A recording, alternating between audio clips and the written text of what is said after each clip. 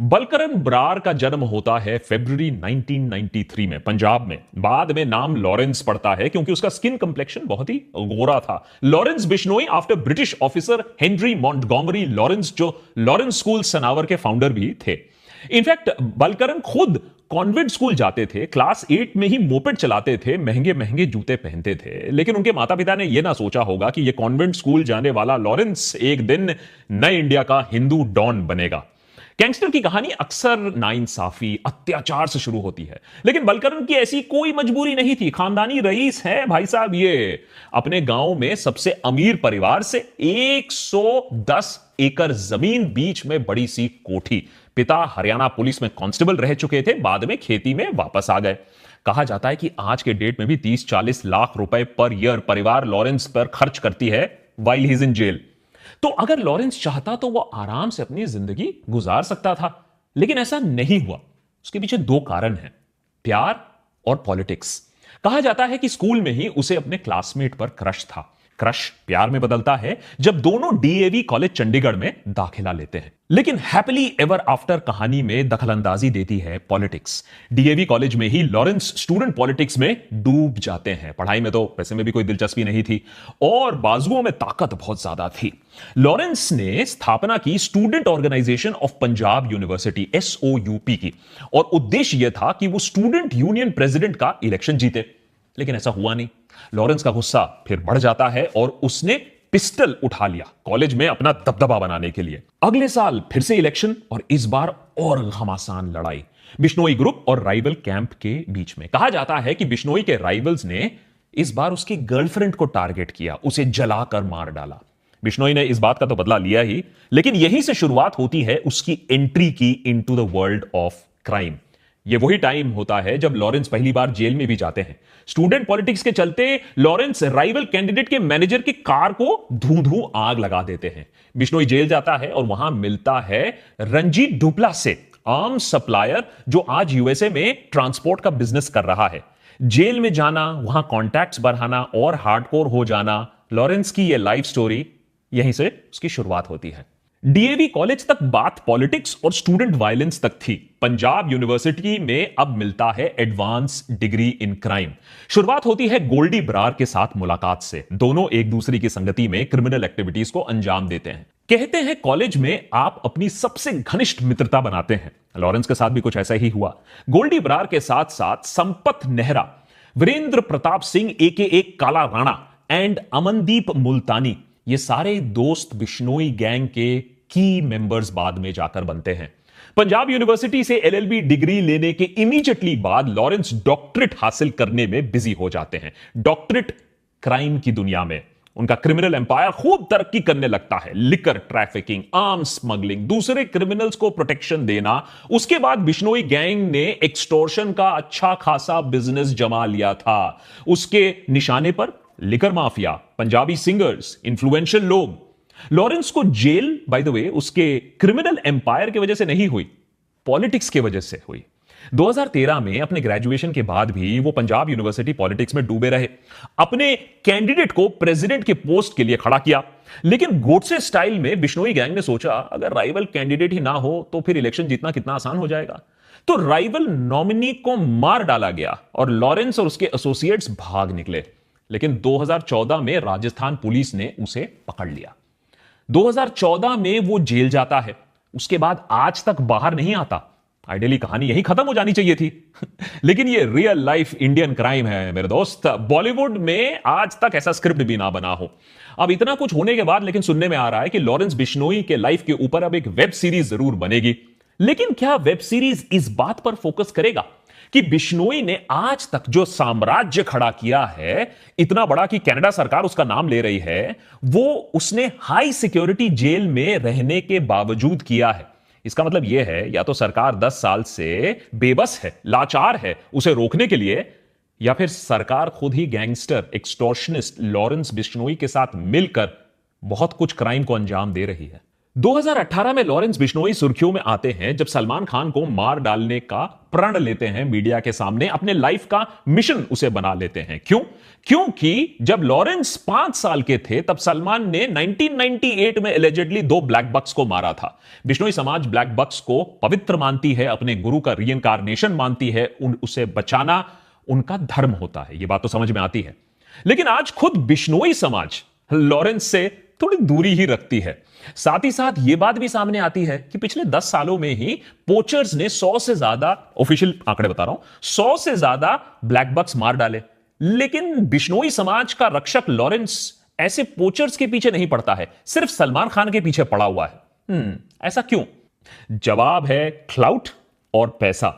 फिरौती का जो धंधा होता है ना, वो डर के बूते पर बनता है। और अगर आप सलमान खान जैसे सुपरस्टार को डरा धमका सकते हो तो नए शूटर्स और इंटर्न्स की तो लंबी लाइन आपके लिए लगी रहेगी। ठीक वैसे ही शूटर्स जैसे बाबा सिद्दीकी को मारने के लिए हायर किए गए थे। कितने? 50,000 रुपए में एक फॉर्मर मिनिस्टर को आप आउट कर सकते हो। देश में बेरोजगारी की वैसे हालत इतनी खराब है कि शूटर 50,000 रुपए से बहुत कम में आपको मिल सकता है अगर आप डिस्काउंट मांगोगे तो। लेकिन लॉरेंस सिर्फ जेल में बैठकर सलमान को धमका नहीं रहा था। कुछ ही सालों में उसका साम्राज्य पूरे नॉर्थ इंडिया में फैल चुका था। पंजाब, उत्तर प्रदेश, हरियाणा, महाराष्ट्र, दिल्ली, राजस्थान और झारखंड में। और हर बड़े हिट के बाद सवाल उठता था कि यह सब कैसे हो पा रहा है, कैसे वो वारदातों को अंजाम दे पा रहा था, जैसे कि सिद्धू मूसेवाला का किलिंग, जबकि वो हाई सिक्योरिटी जेल में कैद था।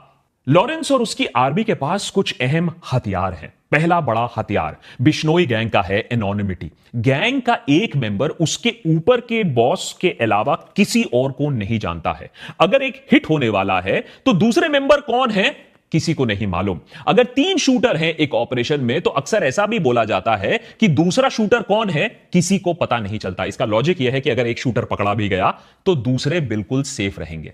दूसरा बड़ा हथियार सोशल मीडिया। बिश्नोई गैंग की रिक्रूटमेंट सोशल मीडिया पर होती है। गैंग अपने कांड सोशल मीडिया पर पोस्ट करती है। उससे प्रेरित होकर नौजवान, बेरोजगार नौजवान अप्लाई कर देते हैं पैसे के लिए, फेम के लिए। लिंक्डइन की जरूरत नहीं पड़ती है। पूरी फौज तैयार गोली चलाने के लिए और खर्चा भी एकदम कम। सिद्दीकी की हत्या के लिए कुछ ही हजार रुपए, सलमान की फिरौती के लिए कुछ लाख रुपए, और सोचो जब फिरौती होती है तो कमाई करोड़ों रुपए में होती है। तीसरा, नेटवर्क्स। जेल में जाकर और जेल में रहने का सबसे बड़ा फायदा होता है कि आप दूसरे क्रिमिनल्स के साथ अपना नेटवर्क बढ़ा सकते हो। लॉरेंस ने 2008 से यह काम शुरू किया और आज वो नेटवर्किंग के बादशाह हैं अंडरवर्ल्ड में। वैसे तो लॉरेंस के बहुत सारे फैंस ये बोलते हैं और ये सोचते हैं कि वो खालिस्तानियों के दिल में खौफ पैदा कर देता है, लेकिन लॉरेंस की वैसी कोई हार्ड आइडियोलॉजी नहीं है। जब उसे एडवांस्ड वेपनरी चाहिए था, आरपीजीज चाहिए थे, तब उसने प्रो खालिस्तान बब्बर खालसा इंटरनेशनल के साथ भी हाथ मिलाया, उनसे भी धंधा किया। चौथा हथियार, डिजिटल इंडिया। इंटरनेट और मोबाइल टेक्नोलॉजी का भरपूर इस्तेमाल लॉरेंस बिश्नोई को आता है। डब्बा कॉलिंग से उसके जरिए अपने साम्राज्य और शूटर्स के साथ वो कांस्टेंट टच में रहता है। डब्बा कॉलिंग बेसिकली अनट्रेसेबल कॉलिंग होता है जो इंटरनेट के जरिए इलीगल एक्सचेंजेस के थ्रू रेगुलर मोबाइल नेटवर्क और लॉ इन्फोर्समेंट ट्रैकिंग को बाईपास करता है और सीधा आपको धमका सकता है, किसी बिजनेसमैन को धमका सकता है। इसी के जरिए वो अपने 700 ऑपरेटिव्स के साथ भी टच में रहता है और कभी कभी जब मूड होता है तो टीवी चैनल्स को भी इंटरव्यू दे देता है जेल में बैठे बैठे। पांचवा, इस बात का यकीन करना कि लॉरेंस ये सब सरकार की अनुमति के बिना कर रहा है थोड़ा सा मुश्किल है, थोड़ा सा रियलिटी स्ट्रेच करना हो जाएगा। इनफैक्ट यूनियन होम मिनिस्ट्री ने तो उसे साबरमती जेल से बाहर किसी और जेल में ले जाने की अनुमति ही नहीं दी है। वो उसके कोई हाथ नहीं लगा सकता है। बाबा सिद्दीकी के मारे जाने के बाद मुंबई पुलिस लॉरेंस से पूछताछ तक नहीं कर पा रही है। कोई नहीं जानता है कि लॉरेंस को किस कंडीशन में रखा गया है, उसकी दिनचर्या क्या है, उसके पास कौन सी इलेक्ट्रॉनिक गैजेट्स का एक्सेस है या नहीं है। लेकिन एक बात साफ है, लॉरेंस कॉलेज से ही पॉलिटिक्स में बहुत रुचि रखते थे। 10 सालों में इतनी पॉलिटिक्स तो उनको समझ में आ गई होगी कि किससे हाथ मिलाना उनके लिए फायदेमंद होगा और किसके साथ नहीं। शायद एक दिन बेल भी मिल जाए, हो सकता है एक दिन वो इलेक्शन भी लड़ ले। कुछ भी पॉसिबल है जब लॉरेंस बिश्नोई की बात आती है। छठा हथियार और बहुत इंपॉर्टेंट एलिमेंट यह भी है, क्राइम और पॉलिटिक्स दोनों में ही उसका नाम है ऑप्टिक्स। लॉरेंस को पता है कि मनी और मसल पावर तो बहुतों के पास है। अरे बाहुबली नेताओं के तो एक पूरी फौज है, एक पूरी कैटेगरी है। अगर उसे उसके ऊपर जाना है तो उसे एक स्टोरी बिल्ड करनी पड़ेगी। और यही आप लेटेस्ट डेवलपमेंट पे भी देखोगे कि कैसे सोशल मीडिया पर लॉरेंस बिश्नोई को एक नया हिंदू डॉन के रूप में उतारा जा रहा है, एक हिंदू रक्षक बताया जा रहा है और माइनॉरिटी कम्युनिटी का भक्षक बनाया जा रहा है। और सलमान खान जैसे स्टार्स को अपनी जगह दिखाने वाला सिर्फ लॉरेंस बिश्नोई ही हो सकता है। बाजू में भगवान हनुमान का टैटू लगा दिया, टी शर्ट में भगत सिंह का पहन लिया। लॉरेंस जानता है कि वो क्या कर रहा है, कैसे नैरेटिव बिल्ड कर रहा है और लोगों का दिल जीत रहा है। लोग भी बहुत मजा ले रहे हैं, खून की इस होली को पॉपकॉर्न के साथ देख रहे हैं और मजा ले रहे हैं। मई 2022 सिद्धू मूसेवाले का मर्डर, गोल्डी बरार जिम्मेदारी लेते हैं। सितंबर 2023 सुखदूल सिंह का murder in Canada. November 2023 attack on Punjabi singer Gippy Grewal residence in Canada. April 2024 Salman Khan के घर के बाहर फायरिंग, लॉरेंस बिश्नोई के भाई अनमोल की प्लानिंग। सितंबर 2024 एपी ढिल्लों के घर के सामने फायरिंग और अब बाबा सिद्दीकी की ओपन में हत्या। मानो किसी एजेंसी ने लॉरेंस को लाइसेंस टू किल देके रखा हो और एक बहुत बड़े ऑपरेशन की जरूरत होती है अगर यह सब कुछ कांड हो रहा है जेल के अंदर से, वो जेल जहां से बाहर आने की कोई खास कोशिश नहीं कर रहा है लॉरेंस बिश्नोई। ऐसा नहीं है कि वो हर दिन कोई बेल एप्लीकेशन डाल रहे हैं, कोई जल्दी नहीं है। इसी बात से शक पैदा होता है कि जो एलिगेशंस कनाडा और यूएसए लगा रहे हैं उनमें क्या कुछ सच्चाई है। कनाडा ने तो इस मामले में कॉम्प्लिकेशन भी डाल दिया, डोमेस्टिक पॉलिटिक्स को भी घुसा दिया, साफ सबूत नहीं दिया। लेकिन शायद पहली बार ऐसा हुआ है कि किसी और देश ने किलिंग्स के लिए ऐसे बंदे का नाम लिया है जो 10 साल से भारतीय जेल में बंद है, वो भी हाई सिक्योरिटी प्रिजन में। अमेरिका का मामला और भी शर्मनाक है। इसमें कोई डिबेट नहीं है कि अमेरिका भी किसी टेररिस्ट को इंडिया की जमीन पर भी मार गिराएगा, उसके पीछे भी एजेंट भेजेगा। लेकिन अब यह बात सामने आ रही है कि विकास यादव, एक्स रॉ ऑफिसर, जिसे अमेरिका ने पन्नू के मर्डर की प्लानिंग के लिए जिम्मेदार ठहराया है, वो रॉ तो छोड़ो, वो लॉरेंस बिश्नोई गैंग से भी जुड़ा बताया जा रहा है, जिसे दिल्ली पुलिस ने पहले अरेस्ट करके रखा था फिरौती के केस में। सोचो इतना लो लेवल तक हम पहुंच चुके हैं।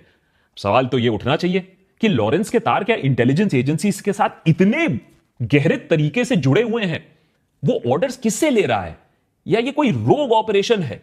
टॉप को इसकी मंजूरी नहीं थी, परमिशन नहीं थी, आइडिया नहीं था, ऐसा पॉसिबल है क्या? क्योंकि इस बात में कोई सीक्रेट तो है नहीं कि एनएसए, आज जो हमारे एनएसए हैं, अजीत डोभाल, उन्होंने एक टाइम पर छोटा राजन की मदद लेने की कोशिश की थी दाऊद इब्राहिम को खत्म करने के लिए। लेकिन वो प्लान फेल हो गया था जब मुंबई पुलिस ने एक रेड में उन शार्प शूटर्स को अरेस्ट कर लिया गया था जिन्हें चुना गया था दाऊद को एलिमिनेट करने के लिए। लेकिन पाकिस्तानी डॉन्स को मारना और यूएसए कनाडा के जमीन पर वही ऑपरेशन करना, इसमें बहुत बड़ा फर्क है, जिस वजह से अब हमारे फॉर्मर एजेंट का नाम भी बाय द वे एफबीआई के वांटेड लिस्ट में आ गया है और बिश्नोई गैंग का नाम कनाडा पुलिस ले रही है। तो यह हमारे देश के सिक्योरिटी अपैरेटस और एजेंसी के रेप्यूटेशन के लिए तो अच्छा नहीं है।